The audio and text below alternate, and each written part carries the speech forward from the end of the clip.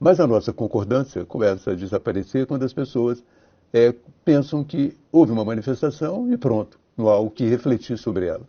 Eu sou daqueles que acham que é preciso refletir.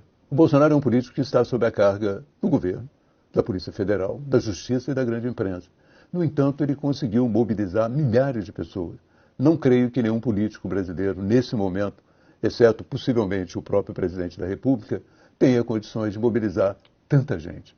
E isso é um dado importante. Como que uma pessoa tão desgastada, através da imprensa e pela pressão das instituições, continua com tanto apoio popular.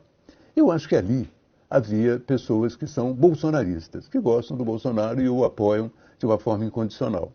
Eu acho que havia também gente que se identifica com a extrema-direita, que tem posições de direita e que estava ali para apoiar o seu líder. No entanto, eu acho que muitas pessoas que chegam a uma manifestação como essa também estão insatisfeitas com a situação. Eu acho que elas estão insatisfeitas com o governo, estão insatisfeitas com o Supremo Tribunal Federal e estão insatisfeitas com a grande imprensa. Isso é algo que merece uma reflexão.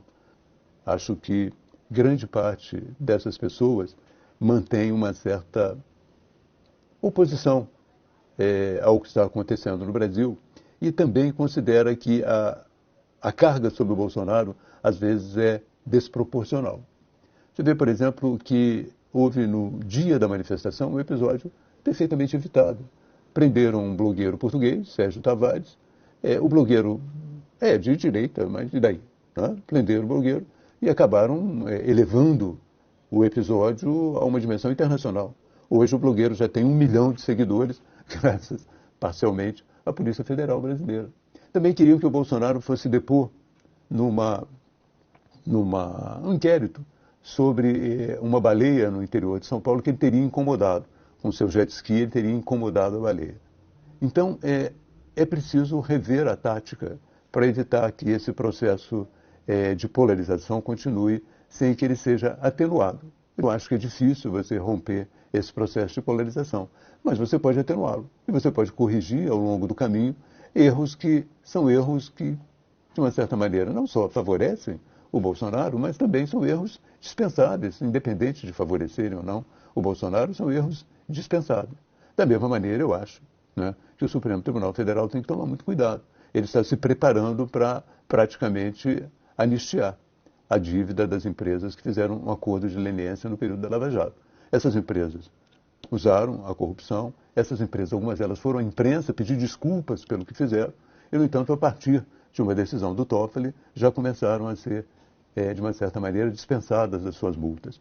E o mais interessante é que esse questionamento do pagamento das multas das empresas foi feito pela esquerda, pela extrema esquerda não, mas pela esquerda mais radical, o PSOL, o PDT. Eles entraram na justiça querendo que essas empresas não pagassem a sua multa. Então eu fico perguntando, que país é esse? É uma jabuticaba bem brasileira, né? Partidos de esquerda entram na justiça para aliviar a multa de empresas que devem ao Tesouro Nacional. Algumas delas, como no caso da JF, devem também, a sua dívida é importante também para os pensionistas, para os aposentados. Então, é um país, realmente, uma jabuticaba brasileira. Você tem a esquerda perdoando multas, ou trabalhando para perdoar multas, de empresas, algumas delas que devem também aos aposentados, aos fundos de pensão, que dependem enormemente desse dinheiro para seguir adiante. É um caso difícil de se entender.